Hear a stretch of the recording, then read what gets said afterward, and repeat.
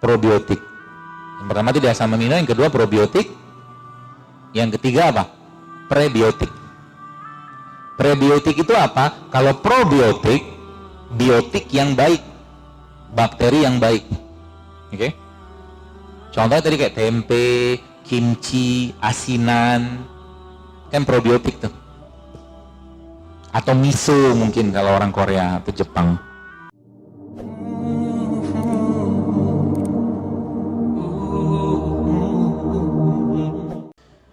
Probiotik. Pertama tadi apa? Asam amino. Asam amino dapat dari mana? Nanti tinggal browsing. Banyak sumber asam amino di sekitar kita. Ada madu, ada kurma, ada air kelapa. Juga asam amino. Ya, seminggu sekali ibu-ibu sekalian coba minum air kelapa. Air kelapanya di blender sama kurma. Termasuk kalau Anda ibu-ibu nih, kalau Anda, saya nggak tahu ya, sebaiknya sih saran saya, sebaiknya kurangilah masak yang bersantan yang dipanaskan. Jadi santannya, jadi saya suka kari, tapi kalau saya bikin kari, sekarang saya requestnya jangan pakai santan. Karena kari itu penuh dengan bumbu. Ya, itu sebabnya kalau Anda perhatikan yang di tulisan saya terakhir yang tentang testimoni hamil itu, saya tidak ada jualan produk di sana. Yang saya mau angkat itu adalah mari kita kembali ke ciptaannya Allah, itu aja sebenarnya. Yang diminum mereka apa? Detox rahim. Kadang saya juga lupa detox rahim itu apa.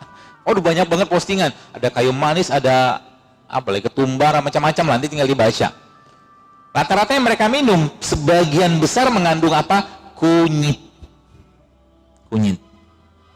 Ya. Jadi rata-rata ketika mereka menyetop makanan-makanan yang nggak sehat, mulai kembali sama Allah dalam bentuk ibadah, tahajud, puasa, bekam, Allah kasih dengan mudah. Ada yang 7 tahun, 10, kemarin pernah ketemu 20 tahun coba. Bahkan waktu saya kemarin sempat haji itu, subhanallah, ada seorang yang datang ke saya, coba cerita, itu dokternya bilang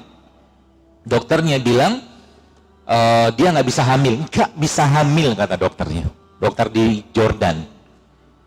Terus qadarullah akhirnya beliau sempat lihat akun saya Instagram gitu kan, mulai dipraktekkan segala macam, akhirnya praktek kayak begitu, akhirnya lupa sama penyakitnya, orangnya jadi happy kan, bahagia, syukur segala. Kalau mau dikasih, kasih aja, akhirnya Allah kasih karena hatinya sudah tenang. Gimana mau dikasih? PCO itu sel ovumnya nggak matang. Mau matang kayak gimana? Atau mau dibuahin kayak mana sama sperma kalau sel ovumnya nggak matang? Kenapa nggak matang? Karena cemas, karena stres. Wanita-wanita zaman sekarang, anak perempuan zaman, terutama anak-anak perempuan, coba lihat, sebagian besar kelas 4 SD sekarang sudah mens. Betul? Semua makanan yang tidak sehat, yang mengalami pengolahan berlebihan, yang ditambahkan dengan bahan-bahan sintetik, pasti akan menyebabkan elektron dalam tubuh kita itu lepas satu, yang kita kenal dengan radikal bebas. Oke, 5 menit lagi ya. Probiotik. Yang pertama tadi asam amino, yang kedua probiotik, yang ketiga apa? Prebiotik. Prebiotik itu apa? Kalau probiotik, biotik yang baik, bakteri yang baik. Oke? Contohnya tadi kayak tempe, kimchi, asinan, kan probiotik tuh. Atau miso mungkin kalau orang Korea atau Jepang. Prebiotik contohnya apa ya? Sayuran, buah-buahan. Jadi kalau teman-teman Anda bikin tempe tadi itu, maka coba bikin juga sayur, supaya bakterinya yang ada pada probiotik tadi bisa tumbuh. Ceritanya begitu. Jadi bakterinya tadi bisa berkembang biak lagi dengan makanan. Makanan dia siapa? Prebiotik. Termasuk madu itu juga prebiotik. Itu yang ketiga. Yang keempat apa? Yang keempat, rempah.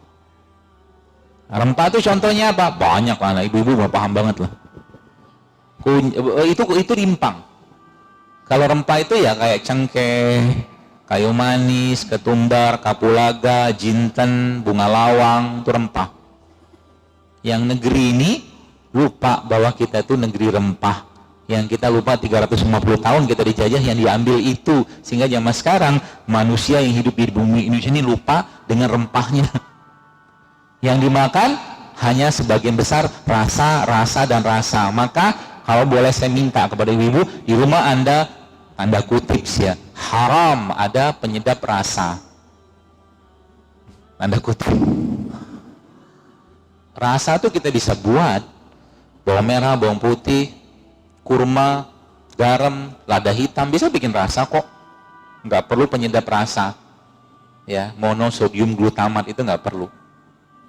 Itu prebiotik ya. Jadi kalau sekarang pola-pola kayak ini sekarang Anda mulai praktekkan, ditambah dengan tadi, terakhir tadi kita bahas, ditambah tadi dengan apa tadi? Dengan polanya. Kalau bahasa saya itu aplikasi tanda kutip Islamnya, ya itu dengan apa? Sholat malam, sholat duha, sholat tahajud tadi, atau mungkin puasa, besar kemungkinan kita akan sehat. Besar kemungkinan. Nanti mensnya lama-lama akan diperbaiki. Coba lihat, saya kemarin tuh saya sempat takjub baca komen-komen di akun saya itu. Subhanallah, ada yang cerita kalau nyeri, kalau menstruasi itu datang kayak orang dia menjerit-jerit saking sakitnya luar biasa. Ternyata ketika tepungnya dikurangi, dia makan kunyit, dia minum serai, dia minum jeruk nipis, selesai. Sesimpel itu coba. Karena nggak mungkin Allah tinggalkan kita ya untuk menyembahnya di muka bumi ini kalau Allah tidak menyiapkan sarana prasarananya gitu loh.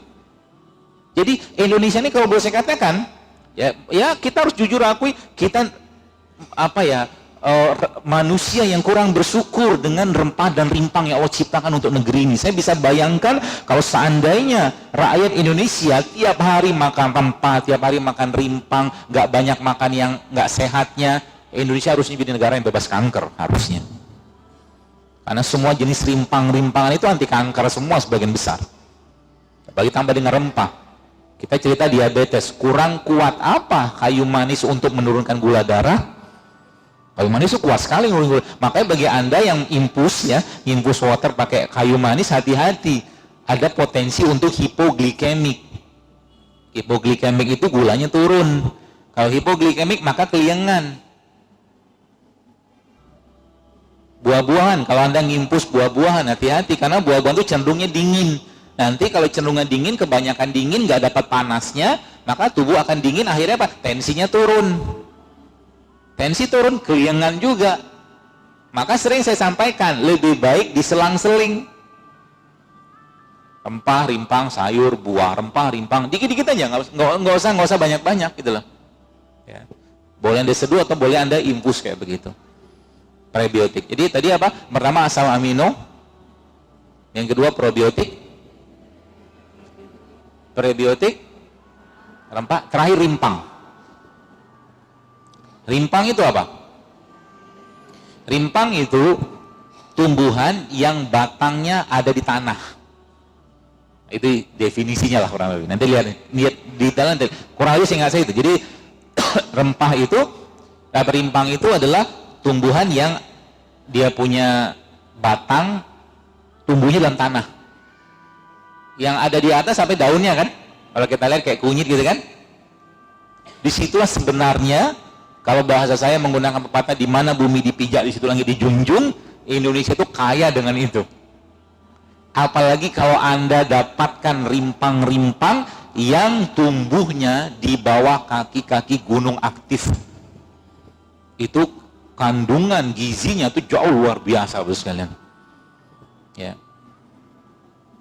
Banyak kan contohnya apa? Ya kunyit, ya jahe, ya lengkuas, ya kencur, ya temulawak, banyak banget. Ya, itulah obatnya kita. Makanya orang tua kita zaman dulu yang minum begituan awet. Anaknya banyak. Gampang melahirkan. Gitu loh. Pagi-pagi mereka makan ubi rebus, singkong. Kayak orang-orang Jawa Barat, orang Bogor ya lah. Ya zaman dulu ya. Jahe, ya dia minum jahe, wedang, gitu-gitulah yang sederhana gitu loh. Gak banyak minyak, gak banyak lemak. Dari minyak-minyakan tadi gak banyak gula. Tehnya tawar, minumannya pagi-pagi, makanan pagi-pagi, makan makanan yang tanpa minyak, rebus-rebusan gitu loh. Terbukti kan? anaknya banyak, gampang lahiran, nggak ada cerita episode menstruasi jerit-jerit karena kesakitan. Mana ada ceritanya ibu kita zaman dulu, karena makanannya sehat, jadi makan gitu-gitu terus gitu kan. Jadi nggak ada ceritanya, ya, nggak ada ceritanya. Jadi kalau Anda tanya sama saya, kunyit itu aman nggak? Kalau Anda tanya sama saya itu, ya, tolong lihat dari zaman dulu Indonesia kenal dengan jamu, adakah orang keracunan kunyit? Itu. Terus Anda lihat lagi, banyak nggak zaman sekarang orang keracunan atau alergi antibiotik? Pertanyaannya, yang menciptakan kunyit siapa? Yang menciptakan, bukan menciptakan, yang membuat antibiotik siapa? Manusia. Orang zaman sekarang mempertanyakan ciptaannya Allah. Ini masalah. Tapi dia tidak tanya betapa banyak kasus-kasus sekarang. Anda bisa dapatkan datanya kok, autoimun dipicu oleh obat-obatan. Saya bukan anti obat. Pakailah kalau memang mendesak dan perlu. Tapi kalau tidak, kembalilah apa-apa yang lo ciptakan, gitu loh. Karena kita makhluk ciptaannya Allah, kita bukan makhluk bikinan pabrik. Kalau Anda lagi batuk pilek, nggak perlu dekongestan, nggak perlu pseudoephedrine, jahe, kunyit, katakanlah mungkin bunga lawang, itu banyak sekali Bapak Ibu sekalian manfaatnya.